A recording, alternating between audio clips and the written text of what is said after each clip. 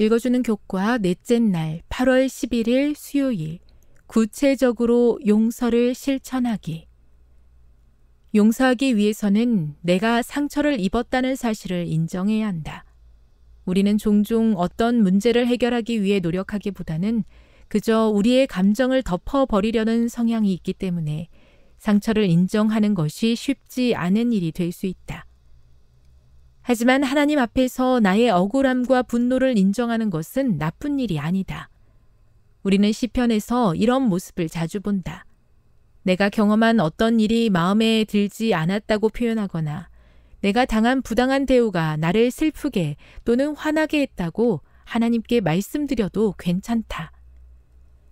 우리는 요셉의 이야기 속에서 그가 형들을 다시 만나고 그들 앞에서 울면서 과거의 감정의 일부를 드러내는 모습을 보게 된다. 예수님께서 십자가 위에서 하셨던 용서의 선언이 언제 용서할 것인가에 대하여 무엇을 말해주는가? 누가복음 23장 34절을 읽어보라. 예수님께서는 우리가 용서를 구할 때까지 기다리지 않으셨다. 우리는 우리를 공격한 사람들이 우리에게 용서를 구할 때까지 기다릴 필요가 없다. 그들이 나의 용서를 받아주든지 그렇지 않든지와 상관없이 우리는 상대방을 먼저 용서할 수 있다. 누가복음 6장 28절과 마태복음 5장 44절의 말씀이 우리에게 상처를 주는 사람들과 관계를 맺고 살아가는 것에 대해 무엇을 가르쳐 주는가? 사랑과 마찬가지로 용서는 감정이 아니다. 우리의 선택으로 시작된다. 정서적으로 힘든 일이어서 그렇게 하고 싶지 않을지라도 우리는 용서하기로 선택할 수 있다. 하나님께서는 우리 스스로의 힘으로는 이러한 선택을 하는 것이 불가능함을 알고 계신다. 그러나 하나님으로서는 다 하실 수 있느니라 라고 말씀하신다. 이런 이유로 우리는 원수를 위해 기도하라는 명령을 받은 것이다. 어떤 경우에는 그 사람이 이미 죽었을 수도 있으나 우리는 여전히 그 사람을 용서할 수 있는 능력을 달라고 기도할 수 있다. 의문의 여지 없이 용서는 항상 쉽지만은 않다. 우리가 받은 고통과 충격이 너무 참담해서 상처 입고 넘어지고 완전히 쓰러져 버렸을지도 모른다. 그럼에도 불구하고 만약 우리가 허락하기만 한다면 치유함을 경험할 수 있을 것이다.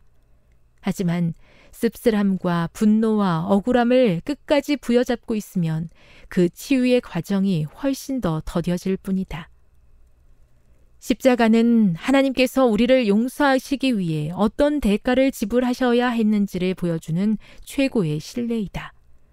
만일 우리의 주님께서 수많은 사람이 그분을 거절할 줄을 알면서도 그 일을 감당하실 수 있으셨다면 우리도 충분히 다른 사람을 용서하는 법을 배울 수 있다. 교훈입니다. 용서는 우리의 선택으로 시작되는데 우리 스스로는 이러한 선택을 할 수 없다. 하지만 우리가 하나님의 능력을 의지하면 하나님께서 이루어 주신다. 묵상. 용서가 어려울 때 십자가의 예수님을 생각하는 것이 어떤 도움을 주나요? 적용.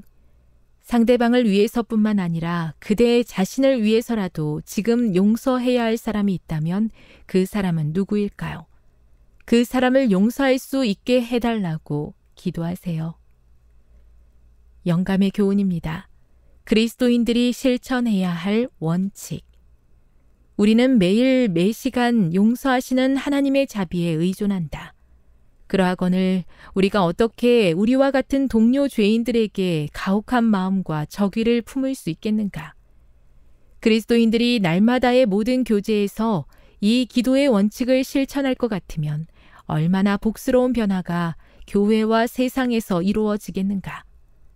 이것은 성서 신앙의 진실성을 입증하는 가장 설득력 있는 증언이 될 것이다. 교회 증언 5권 171. 많은 사람들이 십자가의 은혜를 거절할 줄 알면서도 끝까지 십자가의 길을 걸어가시며 인류를 위한 용서의 길을 열어놓으신 예수님의 모본을 온전히 따르고 싶습니다.